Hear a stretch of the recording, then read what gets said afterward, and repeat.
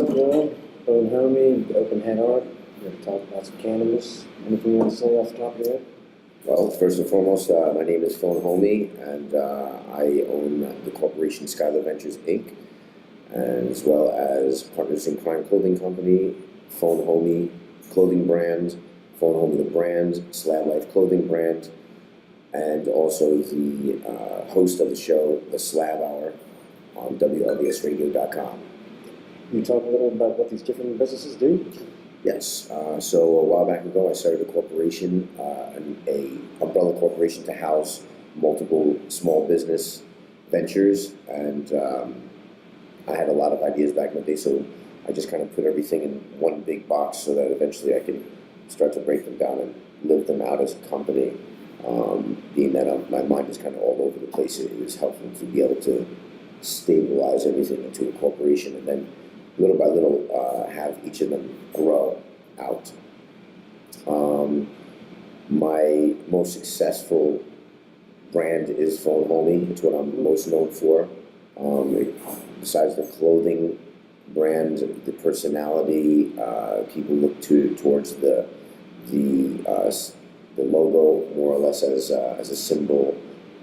There's a lot of positivity associated with it, a lot of community associated with it, travel, and all in all, just connoisseurism at its best, I believe, if I may be so biased.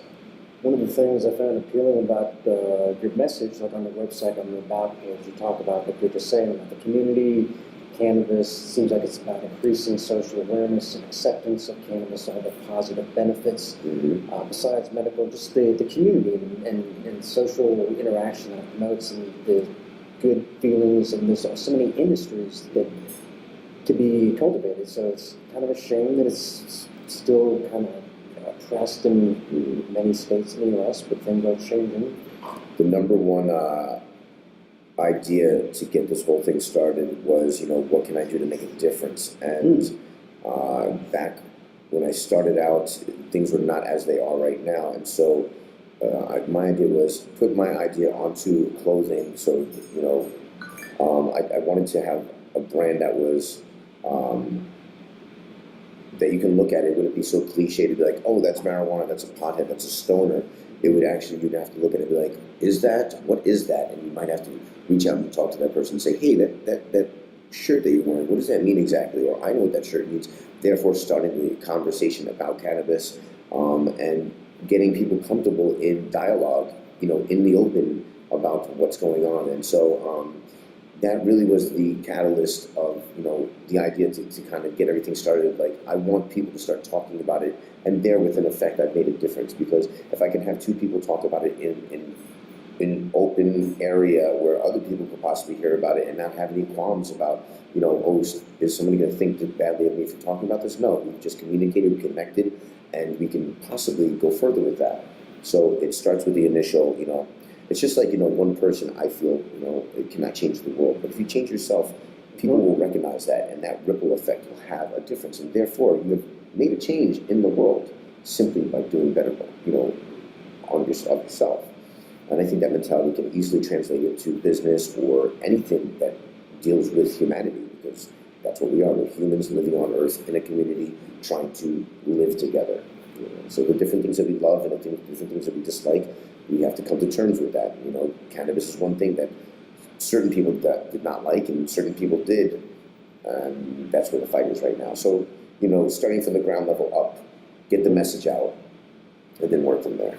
How long have you been doing the clothing brand? 2010 is when I started. 7, 8 years now? Just about, yeah. The ideas came the ideas came sporadically, and when they did, I decided, okay, I like this idea, I'll refine it, I'll put it onto a piece of clothing, and see what happens. The reception was amazing, so we went from there. One of the things that I was thinking about, looking at the different stuff you're doing, the website and the events and all that, is you are what's called a social entrepreneur. It's not just, and like as you've been talking about in the conversation, it's not just about making money, it's about changing the community. You've got a message, and you want to do good with your money. Yeah. I think that honestly, this whole thing goes beyond cannabis. Yes, it starts with cannabis, but it's all about finding something that we can all agree on, something that we can feel happy about, and create from it. We can create jobs, we can create medicine, we can create life-saving benefits. Well, that's already been created within the plant, but we can discover it and refine it to the point where it's accessible.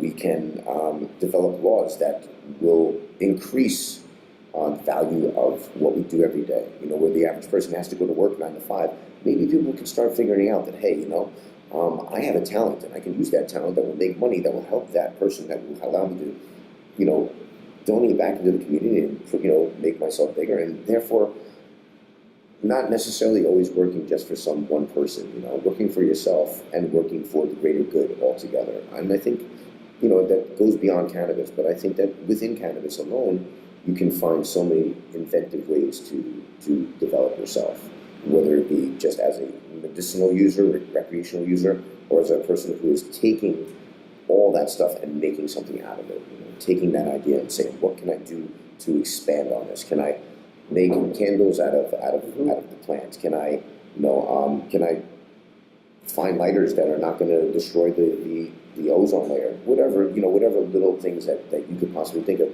You know, how many of us have sat there in a room, gotten stoned, and had so many great inventions and ideas that literally stayed within the smoke of that room and dissipated with that smoke? So many. But if you take that idea and you write it down and you say, wait a minute, I was stoned, I wrote this, but there's something to this right here. And you expand on it and get it bigger. You take that crazy idea and you barrel it down to the earth and you make a reality of it. Check me out, Phone Homie on Instagram, PhoneHomie. You can go to phonehomie.com for all of the gear that we have, and you can check out the show every Sunday, the Slab Hour, WLVS Radio, WLVSradio.com, 2622 Georgia Avenue, Northwest Washington, D.C., 9 p.m. Eastern Time, EST. You can also check out District Dabbers on Tuesday.